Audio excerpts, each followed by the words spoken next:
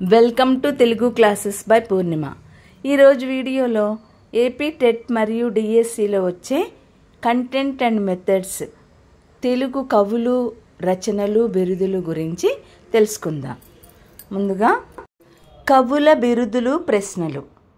ఆంధ్ర జయదేవుడు బమ్మెర పోతన, ఆంధ్ర భోజుడు శ్రీకృష్ణదేవరాయలు, ఆంధ్ర కాళిదాసు కస్తూరి రంగకవి ఆలూరి కుప్పన, ఆంధ్ర సరస్వతి ఊటుకూరి లక్ష్మీకాంతం, తాత సుబ్బరాయ శాస్త్రి ఆంధ్ర భర్తృహరి, తాత సుబ్బరాయ శాస్త్రి ఆంధ్ర వాగీసుడు, తాపీ ధర్మారావు ఆంధ్ర విశారదుడు, నివర్తి శేషాచల కవి ఆంధ్ర పాణిని, వావికొలను సుబ్బారావు ఆంధ్ర వాల్మీకి. మరికొన్ని సాహిత్య ప్రశ్నలు, జవాబులు.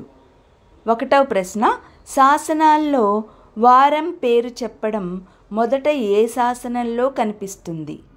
తిప్పలూరి శాసనం. చామణకాలు అను ఉద్యోగి కత్తిశర్మ అనే బ్రాహ్మణుడికి భూమిని దానం చేస్తున్నట్లు వేసిన శాసనం తిప్పలూరి శాసనం. రేనాడు 7,000 గ్రామాల సీమ అని చెప్పబడిన శాసనమేది? మాలెపాడు శాసనం. విప్పర్తి శాసనం వేయించినది జయసింహ వల్లభుడు. భాషా శాస్త్రవేత్తల దృష్టిలో తొలి తెలుగు గద్య శాసనం ఎర్రగుడిపాడు శాసనం. మొదటిసారిగా గణబద్ధమైన చెందో రచన ఏ శాసనంలో కనిపిస్తుంది?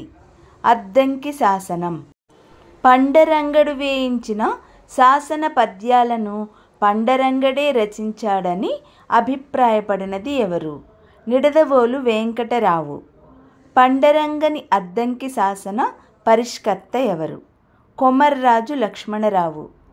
పట్టంబుగట్టిన ప్రథమంబు నేడు పాదం గల శాసనమేది? అద్దంకి శాసనం.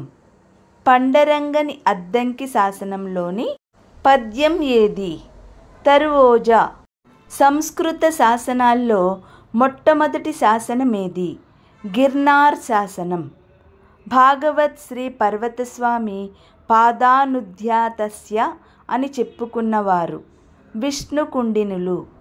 జనాశ్రయ ఛందో విచ్చతి అనే సంస్కృత ఛందో గ్రంథ రచయిత గుణస్వామి. చెరువు ఏ మూల ద్రావిడ శబ్దం నుండి ఏర్పడింది? కెరై. శాసనాలను మొట్టమొదట తెలుగులో వేయించిన వారు ఎవరు? రేనాటి చోళులు. తెలుగులో వేయబడిన మొట్టమొదటి శాసనం ధనుంజయని కలమళ్ళ శాసనం. కలమళ్ళ శాసనాన్ని ప్రకటించిన వారు ఎవరు? ముట్లూరి వెంకటరామయ్య, కెఏ నీలకంఠ శాస్త్రి. తెలుగులో సంపూర్ణంగా అర్థవంతంగా ఉన్న మొదటి శాసనం ఎర్రగుడిపాడు శాసనం.